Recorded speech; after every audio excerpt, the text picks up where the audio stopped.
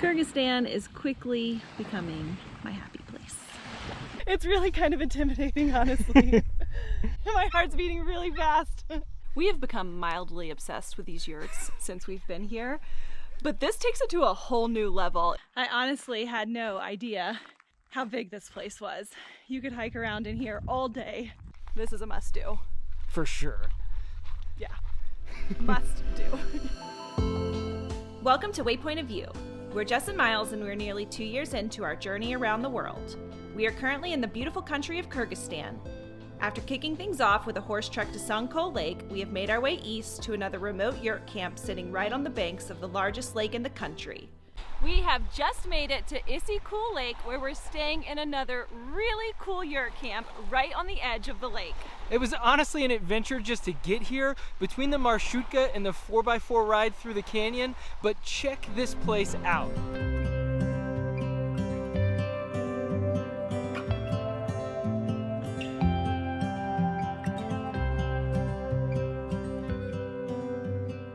Issyk Kul Lake is a huge saltwater lake in the northeast of Kyrgyzstan, and from what we understand, the northern side of the lake is pretty developed with quite a few big resorts, but here on the southern end of the lake, it is so remote, we feel like we are in the middle of nowhere. And I have to say, Kyrgyzstan is really spoiling us at this point.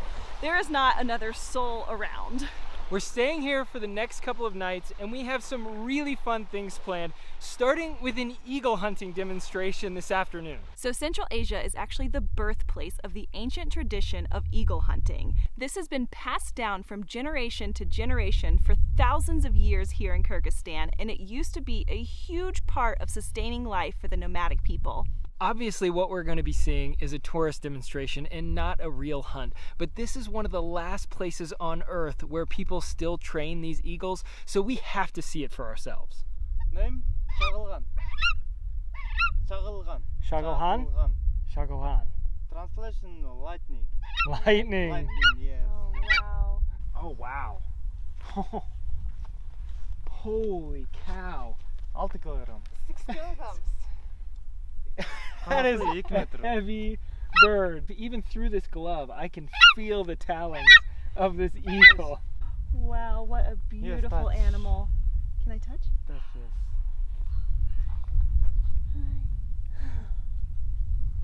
Have you ever been that close to an eagle? Amazing. No. It's really kind of intimidating, honestly. Wow. Oh, man, she is staring into my soul. That is a workout. I cannot believe you've been just holding that on your arm for that long.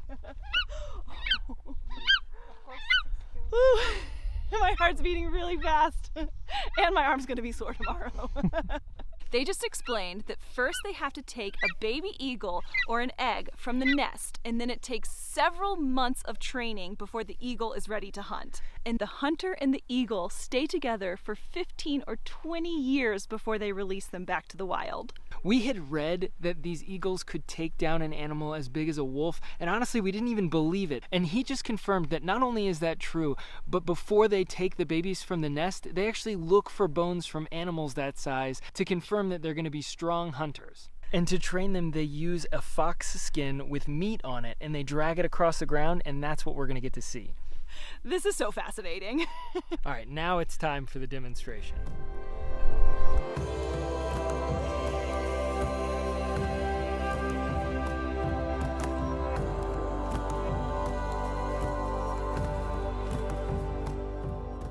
Such a beautiful bird.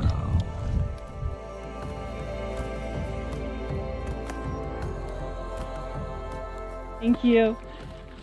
I honestly didn't know what to expect from this, but my mind is pretty blown right now. That was incredible and so unique, and I'm at a loss for words.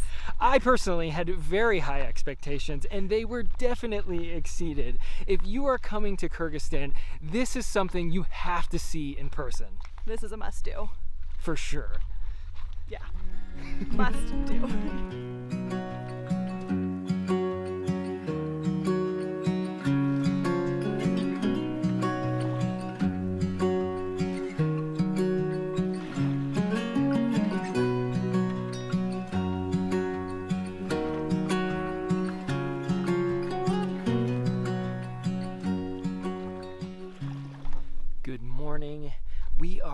loving it here, and it's going to be really hard to beat yesterday. But this morning we're going to be leaving camp for a little bit to check out Skasca Canyon. Okay, pause. This is Tabihat. She was staying at the same yurt camp with us, and we became fast friends. She also happened to be from Kyrgyzstan, and since the owners of the camp didn't speak any English, and that's the only language we know, she was super helpful with translating. She's the best. Okay, back to the video. After about an hour drive, we have made it to Skasca Canyon, and it's time to go explore.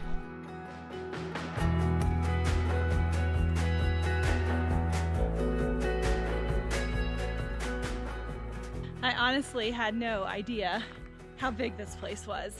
You could hike around in here all day, and the rock formations are amazing. There's this really cool, almost like a spine that runs through the middle of the canyon.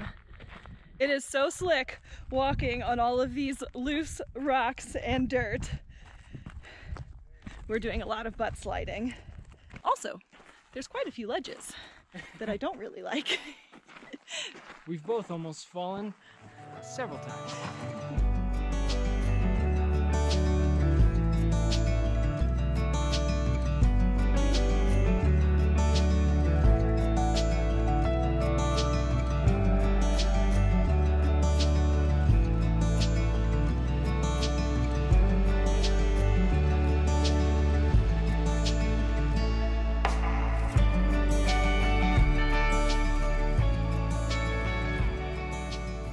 Time to head back for lunch and a swim.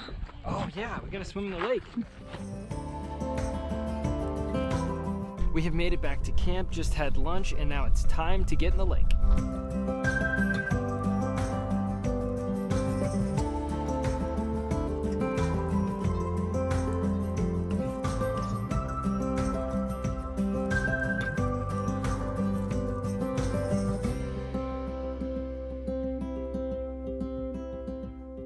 Day 2, coming at you with some facts.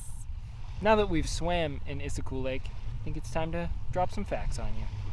So this lake is actually the second largest salt lake in the world. Yeah, behind the Caspian Sea, which is enormous, so it's not really fair. I also read the second largest alpine lake in the world, but I don't know if that one's true or not. Either way, it's awesome. It's a big saltwater lake. And the name actually translates to hot lake or warm lake because even though it's an alpine lake at over 5,000 feet and it's surrounded by white-capped mountains, it never freezes. But it's not that hot. Or that salty. But what do we know? Also, where we are here on the south side of the lake was a key part of the Silk Road as it passed through Central Asia, which is pretty cool. But I think that's all the facts we have. That's all we got for you. Why else should you come to Issyk Kul Lake? Really, really cool, dry desert mountains. Yeah. And then behind those are snow-capped mountains, which you don't get to see every day. Why else? Why else? There's nobody here, There is nobody here. at least at the yurt camp that we're staying at. Even if our yurt camp was full, you would feel like you had this entire beach to yourself. What are we doing? Are we selling Issyk Kul Lake? I'm confused.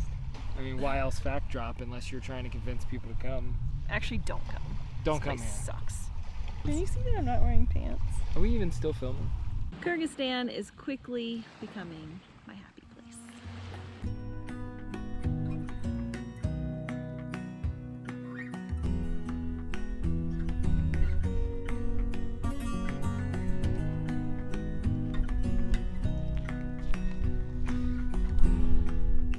We've just been taking it easy this afternoon, relaxing in the shade from our yurt, and we thought it was time to give you a tour of camp. So there are 6 yurts. This one is ours. Let's go check out the inside. So each yurt has 4 twin beds, and we actually pushed 2 of them together, and then Miles wanted to create a little headboard situation. All of our stuff has really managed to explode in here, but we have a charging situation right here. They turn on a generator every night between 8 and 10 so we can charge all of our stuff. Which is important because we have a lot of electronics.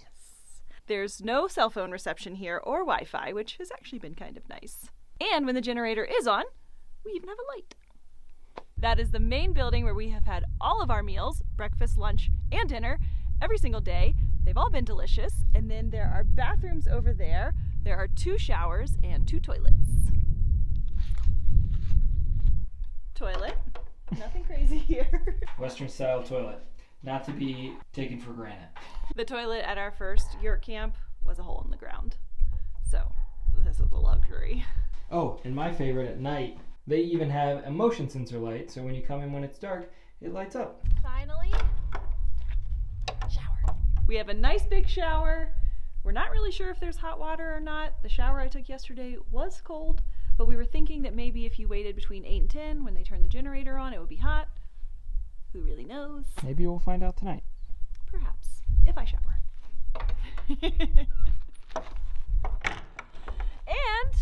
what else do we got? Do we want to show them the dining? We'll show you the dining room. I know I mentioned I really liked the motion sensor light that comes on in the middle of the night when you go to the bathroom, but I'm personally the only one that knows about that because Jess actually just goes right behind our yurt. Only when it's dark. That's what I mean. So you don't know about the motion sensor light. It's a really far walk, okay? There's apparently wolves. This is where we've been having all of our meals.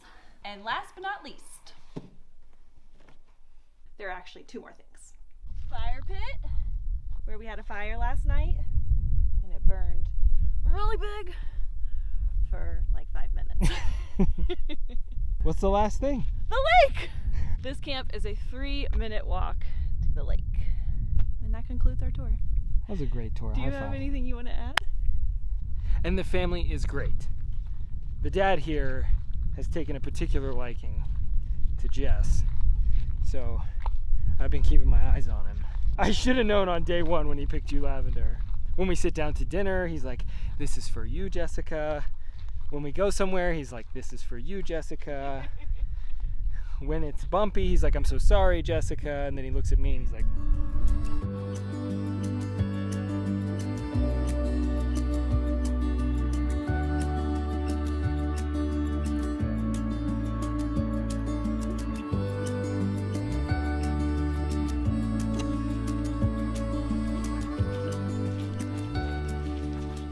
good morning. We are loving it here at this yurt camp so much we have decided to stay for another night. and this morning we're actually headed to a nearby village to see how these yurts are made.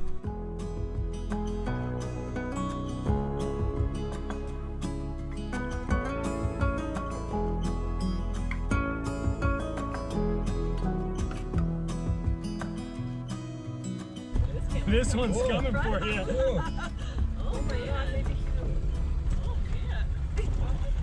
Okay, so we've just come about 20 minutes down the lake to the village that is famous for making these yurts here in Kyrgyzstan, and each family in the village specializes in a certain part of the yurt building process, and we've come to the guy's house that specializes in shaping the sticks. There are only 3 countries in the world that make these yurts: Mongolia, Kazakhstan, and Kyrgyzstan. And this is the main village in Kyrgyzstan for yurt making. They said that other villages also make yurts, but they come here and learn from this guy. So they take the wood from this tree here, and then they dry it out for 15 days in the sun. Then they shape it, right? First, they've got to put it in the water. Okay, so then they put it in the water in this here and boil it. So then they shape it, and then they color it. Yep. Right? And then they drill holes in it and put Cowskin to hold it all together. not a single piece of metal in this whole thing. These are all made from cowskin. So it takes him on average about 2 months to build 1 yurt, but he can build around 3 at a time. And they sell them within the country and they export them to other countries as well. All over the world. All over the world. And all of the carpets in the yurts are hand stitched from sheep wool, and one this size will take around 20 to 30 hours to make. And this lady does it all by herself, all by hand. She's adorable. All of these rugs and all of the felt that is put on the outside of these yurts just starts as raw wool. This is how it all starts. A black and a white sheep.